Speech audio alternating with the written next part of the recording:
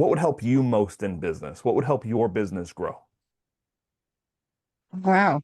Interesting. It's a numbers game, right? The more people I could educate and advocate for, the more will turn around.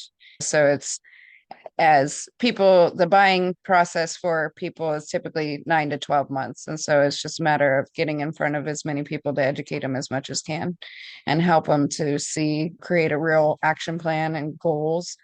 So that's where harnessing the videos and things like that have been super helpful, is that you can provide a platform to talk to as many people, get out there and get the information.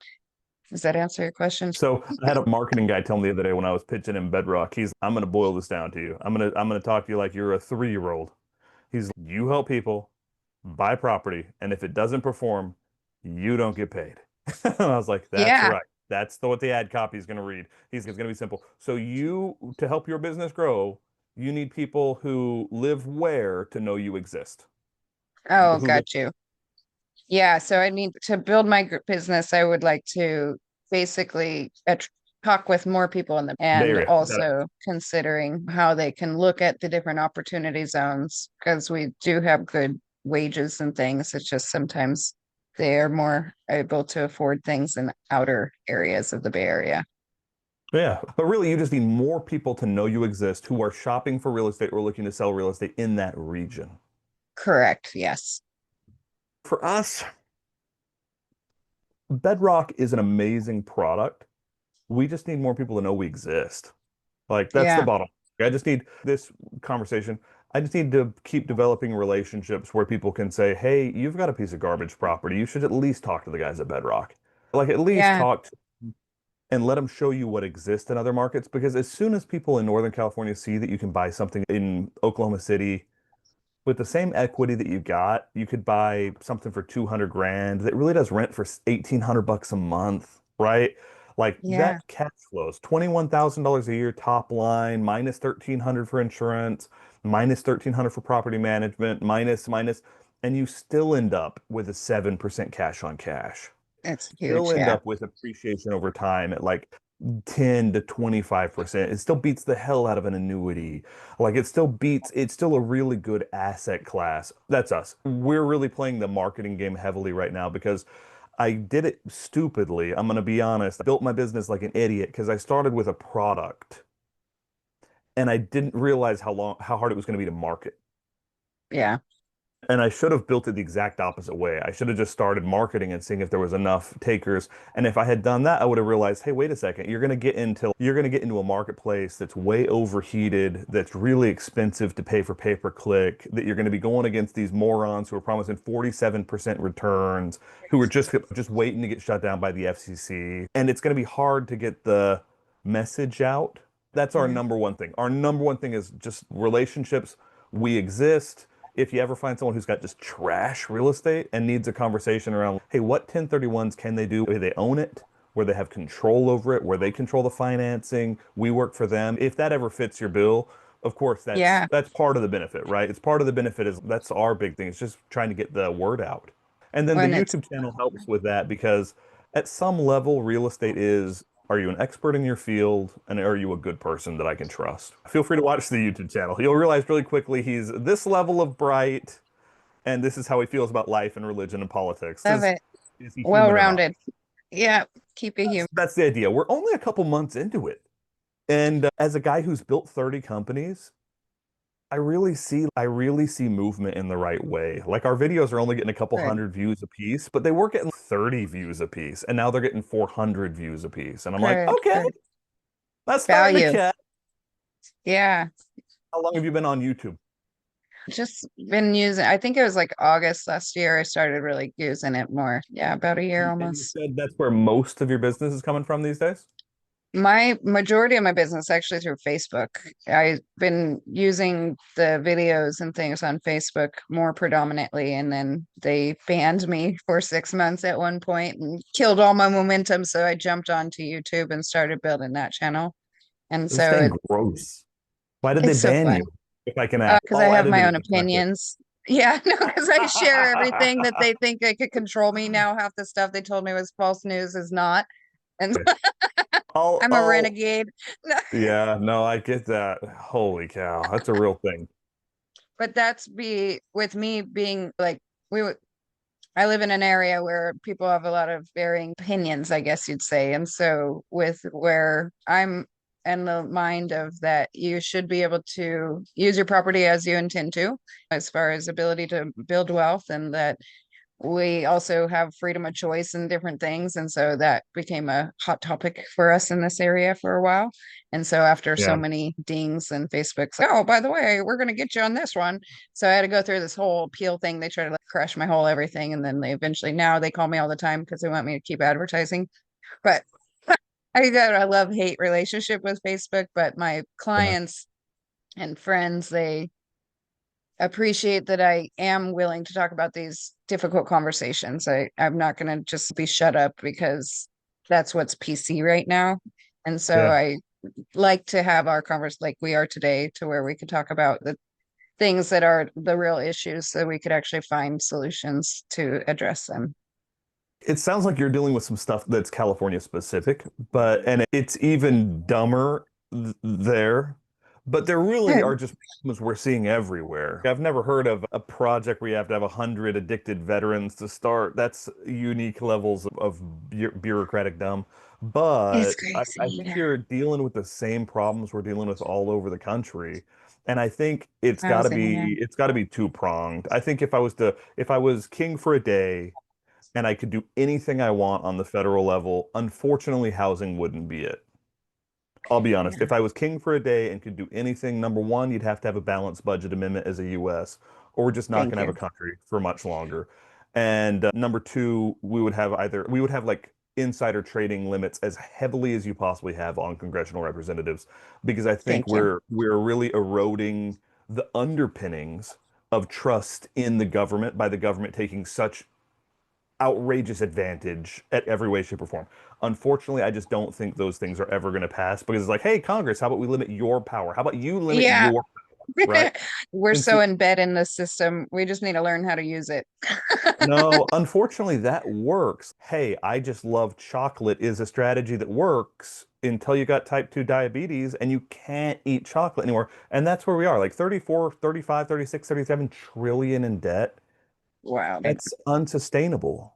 No matter who you ask in the US, it's unsustainable. Every congressional representative agrees it's unsustainable, but there's no political will to fix it. And it's like when Puerto Rico had their gigantic financial collapse and crisis, I think it was like 2015, the Yeah. mayor of Puerto Rico came out as they were cutting social services, as they were defunding hospitals, as they were defunding public education, as they were cutting deep, like heavy austerity measures in Puerto Rico. And he came out and said, hey, when we realized we could borrow money to fund our government, we just kept borrowing. And then every politician had no power except to just keep borrowing. And then the day came when they couldn't borrow anymore and when all the Yeah. hedge funds needed their money. And then the whole thing just went to the ground like that. And unfortunately, I think we're exacerbating that problem in every way that you can exacerbate that problem. So without a balanced budget amendment, without like constitutional controls that say you cannot borrow $40 trillion dollars. You can't Right. put that much debt on your children while at the same time them not be able to build wealth. Like we're at a real crux here. We are. Yeah. So I expect to be banned any day now for Free positive. mind opinion. There's some things that are busted. We've busted some of it in real estate too. So I love this. I love the fact that you're a thinker and you're trying to be helpful and you're trying to do good business. You're trying to help people find their way through the morass of home buyership in an area where really the deck's stacked against them. I've had some great realtors in my life, and people are always like, oh, those realtors aren't going to get paid anymore. I'm like, man, if you get a good realtor, oh my gosh, if you get a good realtor who understands how to protect you and how to look at the situation, how to ask the questions you didn't even know you needed to ask, a realtor's worth their weight in gold if you've got a Yeah. good one. Now, unfortunately, a bad realtor is just going to fill out the paperwork and take 3%. But a Open. good Yeah. realtor, And that's the thing is I specialize in like red tag properties and receiverships where our county takes properties from people, and a lot of time they're older seniors or some crazy situation. More recently, they had something change where they can't really take your property right now. for 5 years, which is great. But like in 2023, California took 11 billion of personal property, basically people's homes that weren't, they had no heirs basically. So there's this weird conspiracy that they're targeting these people in a way, and it's very profitable, and we often think the government is here to help us and protect us and so forth. But today we have people that have threatened class action lawsuits to assist with those kind of situations, which has brought upon these different programs that's limiting their ability to take our properties. But it's when we start looking at like how the world really turns and then comparing it. So I'll be quick. Finland, they are more of a welfare state. And so they have eradicated homelessness by basically offering housing to homeless people that were drug abusers. And then they were able to move into these houses and get clean. So the model actually was successful, but they are a welfare state. So everything's owned by the government. And where here, we're not, we're capitalists. And so the idea is we're using a lot of our taxpayer dollars to mimic that model, but it's profiting and creating greater wealth divides because it's not actually community or government owned. And then the other caveat was we got a huge settlement for fentanyl overdoses and such. And so that's where the people I know in these different parties, they follow these funds so that they could build the developments. And it's interesting, those little boxes you got to fit into, like you said, to wire the neighborhood or to build out these housing units. You have to qualify for crazy things just so that you could capture the money. And then you wonder why. And then we had these bills like to increase our property taxes by 0.25%, which is pushing out people that are fixed incomes and so forth, so we could fix the homelessness. Meanwhile, we're creating more homelessness through those initiatives. So it's through the education that we provide as realtors. People know how to protect their property so they don't get it taken from the county or by other people that are squatting on their land and paying their taxes for 5 years. And so a lot of people don't recognize. And so when a lot of things happening right now with Zillow and Redfin and homes.com, tech companies like going head to head who want to dictate how we do our business as far as like marketing it. Have you heard of that yet? Yeah. Yeah. And so the stance is Zillow is saying because they want to protect the consumer, which of course we all do, that there needs to be transparency when there's a home off market. And most of the time they go on market when we start marketing them. Off market, we build the momentum to go live on the market Yeah, because for that's sure. how a homeowner will know to get, they won't left money on the table and they'll have the most exposure. They have such large influence. And then it's funny because homes is homes.com. If you do market it off market, we're going to go boost your marketing for you if Zillow's not going to share it on their website. And so then we as realtors have to approach these consumers and sellers and try to let them decide how they want to play this fight between the two tech companies that are, in a way, I see Zillow as more making money on collecting data and selling that to people, and they're not really actually advocating for people in real estate or for the Correct. consumers, and how they want to create it so realtors are obsolete in essence. And one of my coaches yesterday, we were chatting about AI and how in the next couple of years, we're probably going to have robots that are going to replace a ton of people's jobs. And what's going to set us apart is the fact that we're not psychopaths like a robot that doesn't have empathy. The people that are in this job, you have to be empathetic. You have to be able to establish real agency and trust and loyalty and be able to have the emotion involved. And so when people, it's interesting because I think the threat of realtors is actually against government and huge corporations that would love for a lot of uneducated people to be at the mercy, I guess, of they want to rent it all because the way everything's set up right now, it's lucrative to do it that way. So how Yeah. do we get these people to invest, even if they are buying into rentals, or to level that playing field? So without the realtor giving them that or you like companies like where are creative and looking at alternatives because tons of people, it's like mass exodus out of California right now. You don't want to retire in California. And so a lot of people are selling and moving into these smaller areas. And that's where you have a viable solution because we don't cash flow here. And so Yeah. yeah, and you have to consider that's why I think so many people actually did go to North Carolina and Texas and Tennessee. And yes, but anyway, it is that ability, I guess, to look outside of the box as far as not living in your own home that you own and or actually relocating and getting to a place where then you could like better your situation and live how you want to. But yeah, I just hope that people do see the value because as we what 50% of agents haven't renewed their license over the last few years, and so it's cleaning up the landscape where the people who are really working to advocate for consumers will stay in business, and there's no way that you can navigate these things. Like we can harness AI to assist us and these robots to go open my door and push my DocuSigns, but when it comes to me like being head to head with the county officials because they're trying to take people's property, I don't know that a robot's going to do that for us. Who's controlling the I robot? Yeah. I can agree with that. There's a term I had to look up who coined it. It's a guy named Cory Doctorow, but he coined a term that really took off in tech, and he calls it enshittification. Oh, And if you think of Google when it first came out, you would type in something, hey, what's the capital of Assyria? And it's like, the capital of Assyria is this, right? And maybe 5 years ago, 3 years ago, you would Google the same thing. And it was like ad, sponsored. And then eventually you're like, where in the world is they had stuff on the side? They have stuff like the product was so much worse yeah. because they had realized like they had taken all the market and then they had slowly pulled money out of it. Oh, we can get money if we put an ad here and another ad here, and then the sponsored posts go here up top, and they had just made it way worse and taken more and more money.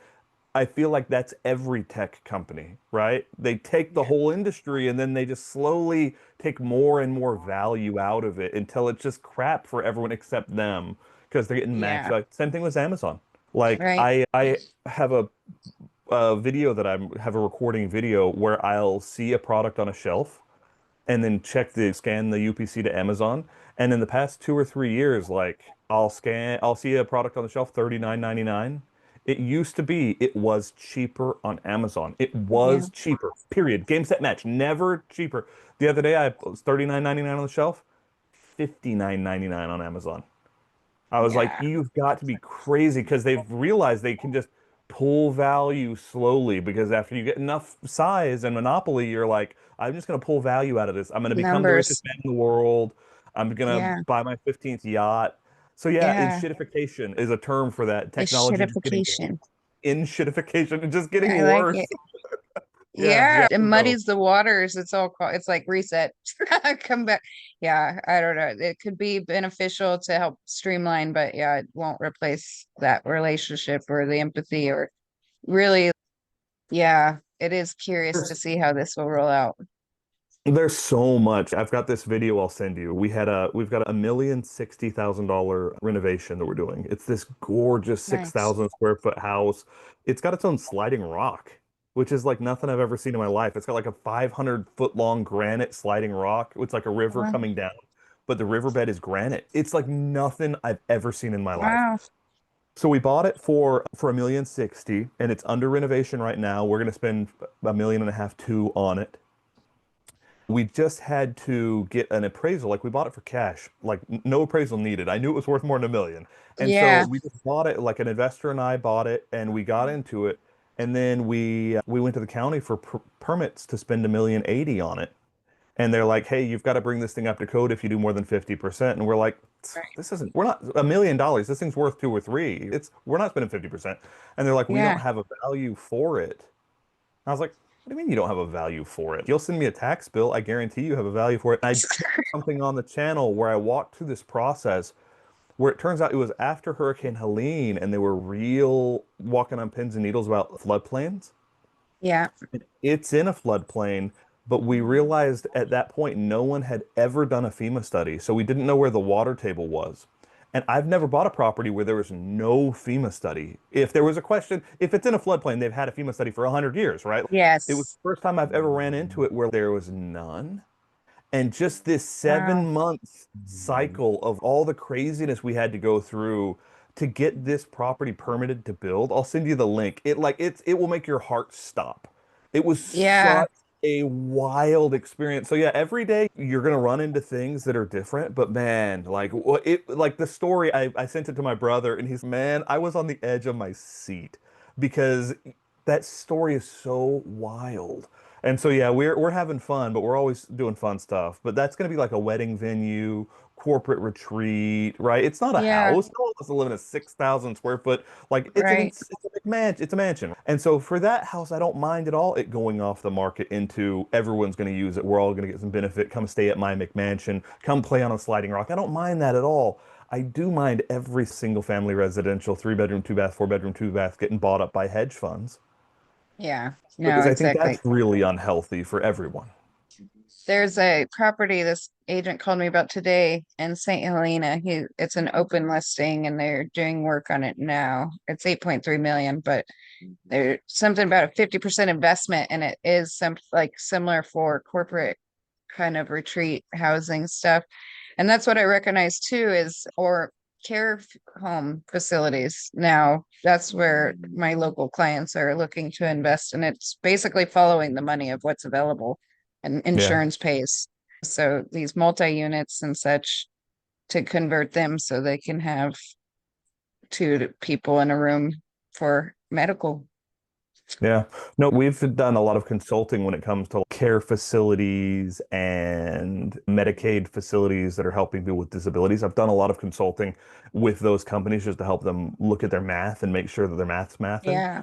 And almost every single one of those companies is just on the verge of bankruptcy with the Doge cuts and the Medicaid question marks. And they're all Okay. like, dude, if this cuts Medicaid in a serious way, you just don't realize how many people in your community are on Medicaid because they are super disabled, need Yeah. daily care, need home care, need constant care, like a level 3, level 4 disability. I don't think people have even a remote clue how much of that exists in the community Right. and Dependent. how much like Medicaid really keeps all of that functioning. So yeah, like they're freaking.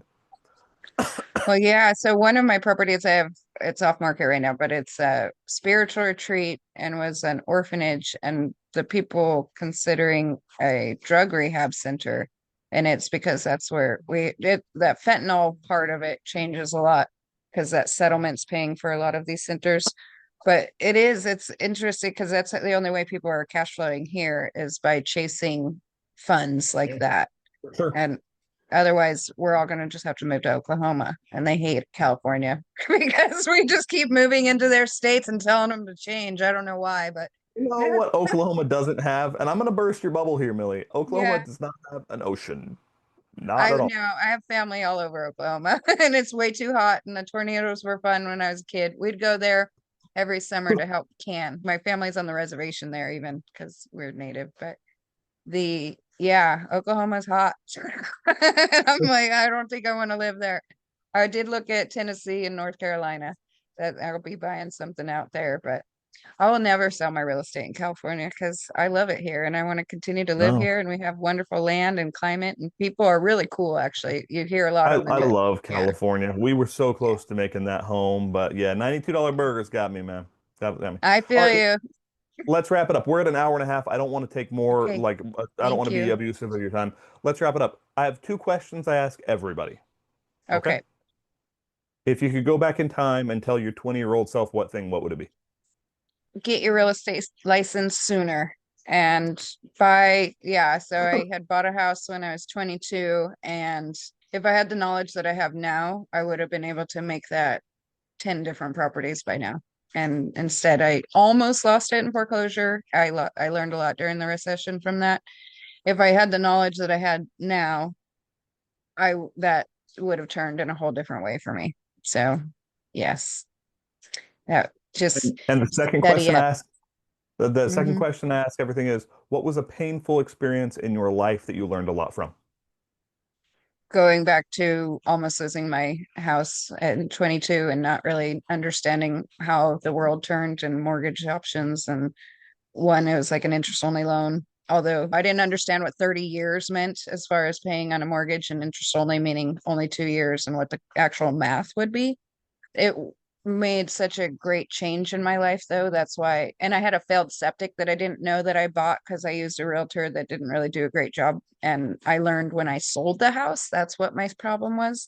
And so I work with a lot of country property and distressed sales and situations. And so, because of that experience, I do have more compassion and empathy for the night. Like, you can't sleep at night. And I understand the emotions that go along with all those tragedies.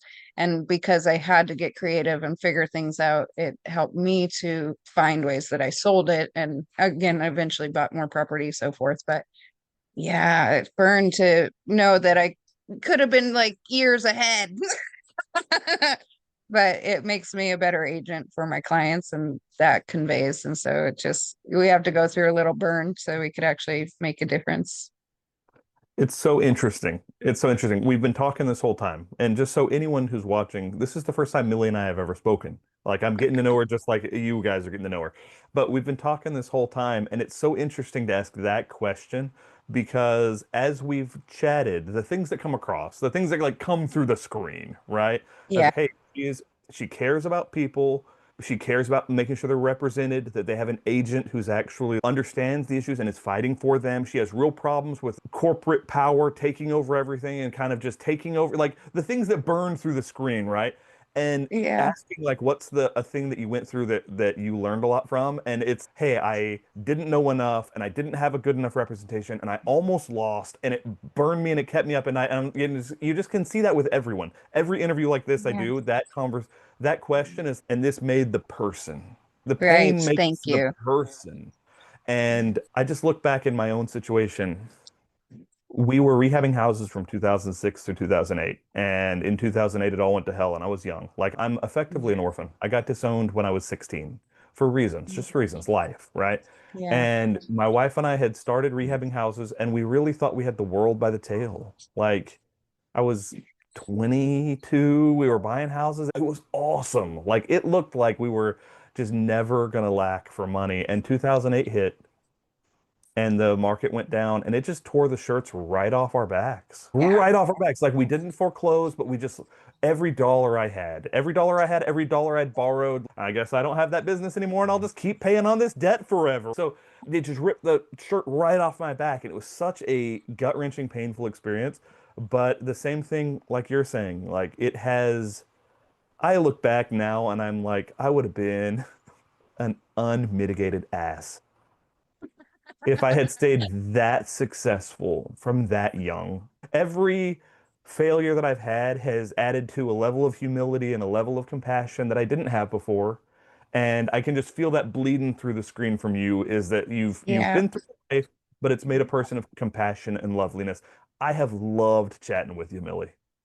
It's been fun. I definitely look forward to picking your brain more and having conversations and see how we can find solutions for these people. Because, For sure. there's never a no. We're problem solvers. We'll find a way. I have the one woman, we're negotiating a deal right now where she may have to hurry up and buy something for 450 somewhere. So maybe you could help us with Yeah, that. we could, if someone has money, we can put a house under contract we can close within 30 days. We always have houses. Like that's not our problem. Our problem isn't finding good houses. Our Yeah. problem is we just need more people who want good houses. And so she wants Yeah. to hop on a call and us just say, hey, here's what we're seeing. Here's actives. Here's how the cash flow works. Here's how property management works. I'll send you some examples of stuff we've closed Yeah. recently. So you can just say, dude, if this is what they're finding and if this is a legitimate product, yeah, we've done 5,000 of those. There are a lot of people leaving here. And so Hey, am I not all of allowed them. to? Yeah. I Everyone have a excuse you. consulting business, Own Your Dreams Academy, which I run Okay. things through for consulting. We have one that she would purchase here, and then I would usually just refer to a different agent in that area. So that's nice. And then if you're facilitating, would that be the finance part or is that the actual transaction? We would be facilitating like, so if you have a client who is selling something that's crap, and they need to improve their cash flow.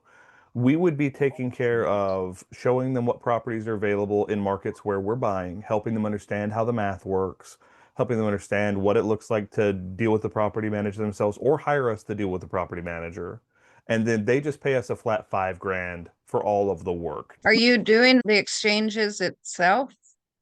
Or So is we're this? qualified intermediary. We use all sorts. Like I just had a hour and a half conversation like this with James Callejas over IPX 1031 exchange in San Francisco. Yeah, that's who I'm thinking of. Yeah. Yeah, so I just did one of these interviews with him. And so you always have to have a qualified intermediary. Real estate's in a lot of ways the most boring of them. And so I'm using all of the other companies as the sugar to make the medicine go down. Really, what's my goal? To sell more properties with Bedrock, right? How am I doing that? By talking about starting 30 companies and start talking about Turo and talking about YouTube and talking about rates and talking about inflation and talking about financial advice. Like we're trying to express competence, and people will show up in time if we build an audience. Yes, I hear that. Okay. Yeah, All right. Whenever I hear of a crappy property that needs to be exchanged, I'm going to call you.